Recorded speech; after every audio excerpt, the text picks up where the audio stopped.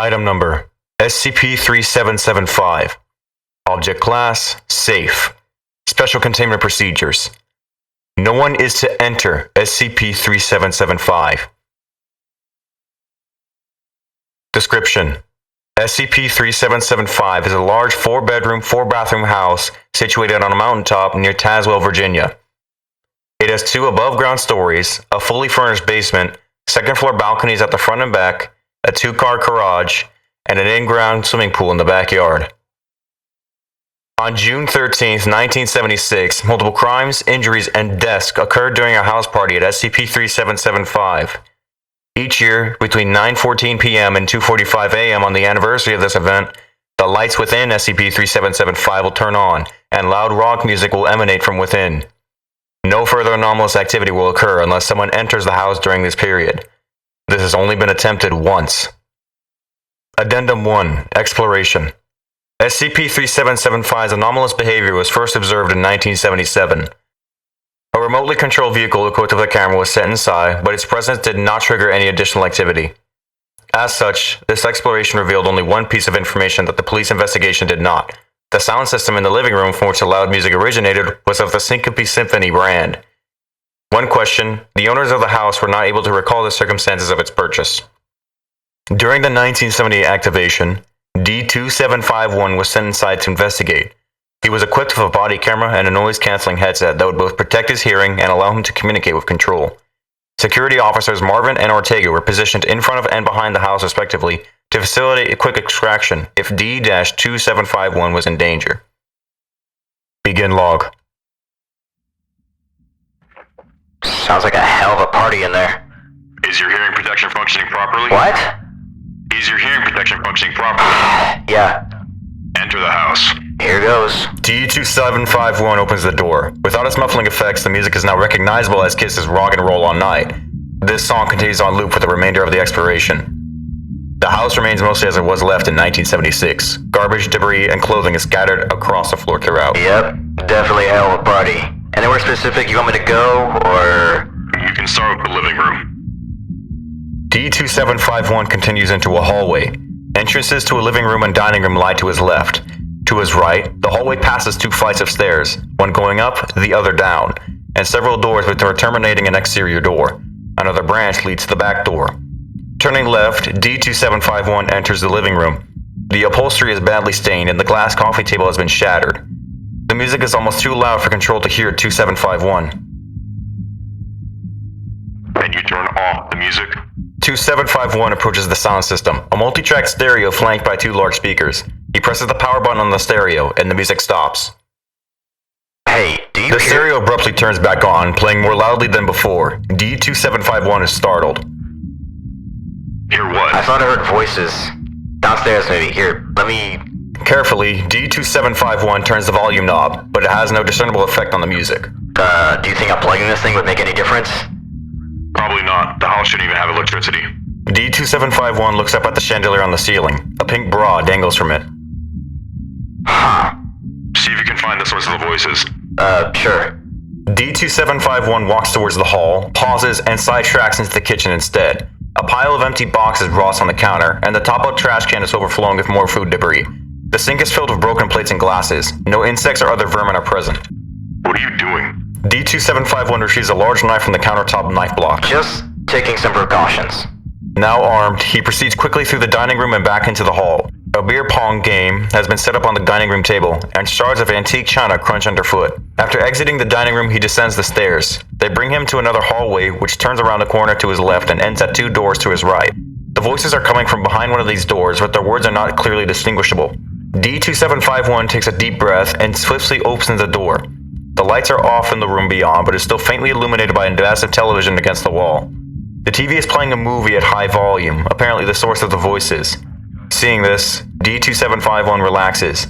He flips the light switch beside the door, revealing various pieces of comfortable furniture and speakers along the walls. Popcorn and other snacks litter the floor. False alarm, guys. Just a movie. Extremely Yuba, so everyone can see we look like idiots. Besides, it's the last year. Don't think I've seen this one. Continue exploring the basement since you're down there. You got it, boss. After emerging from the movie room, D-2751 opens the other door in the hallway. revealing a closet filled with dusty toys and board games. D2751 heads in the other direction and rounds the corner, finding more doors. The first on his left is open. Beyond it is a large game room containing air hockey, foosball, and billiards tables. This guy was living. He circles the room, examining the classic movie posters that decorate the walls. You know, I never got to go to any parties like this in school. None of my friends were rich enough for this shit. Figured I'd get into college, but, well, you know. Idly, he picks up the 8-ball and tosses it into the air a few times. It's funny. That's one of the things that really bugged me in the big house, that I never gotten a chance to go to one of those crazy parties like you see in the movies. But I can party as much as I want once you guys let me out, right? Please continue the exploration. Yeah. He returns the 8-ball to its place and continues down the hall. The other 2 doors are locked and the lights inside these rooms seem to be off. Want me to break in? Not right now. Head back upstairs. You got it. Once upstairs, D2751 investigates the interior doors in the hallways. One leads to the 2-car garage, currently empty, and the other leads to his large storage room. He does not enter either. The door to one of the upstairs bedrooms slams shut forcefully enough to be heard over the music. The lights flicker. Go see what that was. Are you sure? Yes. Still holding the knife, D2751 ascends the stairs. You know, this place seems kind of familiar. On the second floor, a hallway wraps around the stairs and runs down the center of the house. 5 doors open from it, and 2 branches lead to sliding glass doors that connect to the front and rear balconies. As D2756 reaches the top of the stairs, one of these doors slide open of its own accord. A strong breeze blows in. D2756 steps carefully onto the rear balcony, which runs the length of the house and overlooks a swimming pool. He stands at the railing and looks down at the drained pool. You know, I bet I could jump in there from here. Do not do that. Do what? Jump off the balcony. Why the hell would I do that? You were just talking about it. What? No, I wasn't. Just be... never mind. Just go check out that bedroom. D2776 steps inside and closes the balcony doors. He continues down the hall, heading for the closed bedroom door at the end. After almost a minute of walking, D2776 have only covered about 5 feet. He stops inside the door to a large bathroom. What the hell? You might just be in some kind of spatial distortion. You're still covering ground though, so just keep going. D2776 looks down the hall again, then back at the stairs. He takes 2 steps towards the stair, and upon reaching them in the expected time, sighs of relief. Then he continues trying to traverse the hallway. Along the way, he passes 3 other bedrooms. Each is in disarray, with bedside lamps knocked over, seats twisted or flung aside, and clothing littering the floor. After 14 minutes of continuous walking, D2976 reaches the closed door. His gait has become noticeably unsteady. 2976, are you okay? Yeah, excuse me, I feel kinda tipsy. Are you able to continue? Yeah, I already made it to the door. Try to open it. Hey, you think I should knock first? Sure. D2976 knocks on the door to no discernible response. He tries the doorknob, but the door's locked. Try listening at the door. D2976 places his headset around his neck and puts his ear against the door. Hey, what the fuck? Hey! He tries the knob again and pounds aggressively on the door. Hey, what are you doing? D2976 continues to rattle the doorknob, but it still won't turn. He places his ear against the door again. What's happening? D2976 does not seem to hear Control. He crouches down to peer through the keyhole. Video and audio of the next 13 seconds are obscured by static. Control did not report any disruption at the time. D1976 screams and falls backwards. He drops the knife and crawls back down the hall on his hands and knees. No, that wasn't me. I didn't do that. It wasn't. Using the wall to support himself, D1976 struggles to his feet. He stumbles into the bathroom near the stairs and falls to his knees in front of the toilet. He frantically raises the lid, revealing a bowl that is already almost overflowing with fresh vomit. D1976 lurches towards the bathtub and pukes into it instead. D1976 sits back against the wall opposite the toilet. He groans nauseously and attempts to catch his breath. Behind the house, Officer Ortega reports that a thick substance is dripping from the end of the diving board. He does not investigate. D1976, can you hear me? D1976 seems to remember the headset and puts it back on. Huh? What happened? You know what fucking happened? Some kind of trick? I don't know what you're talking about. What did you see behind the... Fuck this. D1976 tears off the headset and flings it into the shower. For this reason, all remaining audio from the headset consists of muffled music. Slowly, D1976 staggers to his feet. He stumbles out of the bathroom and towards the stairs. On the 3rd step, he trips and falls the rest of the way down. D1976 lies stunned or unconscious at the bottom of the stairs for almost a minute. During this time, the music grows continuously louder and the lights take on an increasingly yellow tint. Ortega reports that the rate of dripping from the diving board has increased. Smoky haze begins to fill the house. The record skips, repeating the chorus over and over again. An unrecognizable teenager walks into view of the body camera. It is standing directly in front of the glass back door but is not visible from outside the house. The teenager gazes disinterestedly down at D1976. After a few seconds, it raises a red plastic cup and pours the contents on him. D1976 wakes up. The teenager wanders out of the body's camera view and is not seen again. D1976 climbs back up to his feet. He wobbles to the front door and tries to open it, but it seems to be stuck. He starts pounding on it and shouting for help. Officer Marvin requests permission to extract the subject, which is denied by Control.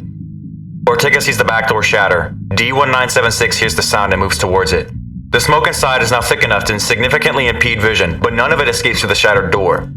D1976 exits the house and staggers along the pool deck, wiping his eyes and coughing loudly. Seemingly unintentionally, he stumbles out onto the diving board. He stops at the very end of the board and looks down. The swimming pool, which was drained after the house abandonment, is 12 feet deep beneath the diving board. It currently holds only a few inches of stagnant rainwater, which has been turned red by the substance dripping from the board. It seems unnaturally bright in the pool bottom lights. D1976 looks up at Officer Ortega. There is something wrong with his face. His voice, no longer slurred, can be clearly heard despite the distance and the overwhelming volume of the music. Great party, isn't it? D1976's knees buckle. The back of his head collides with the diving board as he falls, landing face down in the bloody water 12 feet below. All activity in the house abruptly ceases. End of exploration log. Addendum 2. Post-analysis. The blood from the swimming pool was of the same type as D1976's. D1976 was dead when the guards retrieved him. Cause of death was found to be drowning. His blood alcohol content was 0%. D1976's records state that, prior to his recruitment as a Class D personnel, he had been sentenced to life imprisonment for crimes committed during the 1976 house party at SCP-3775. Testing him with the object was therefore a breach of cross-contamination protocols. It was not clear why this was permitted or why personnel assigned to SCP-3775 were unaware of the connection. It is likewise unclear how D1976 failed to recognize his own home. End log.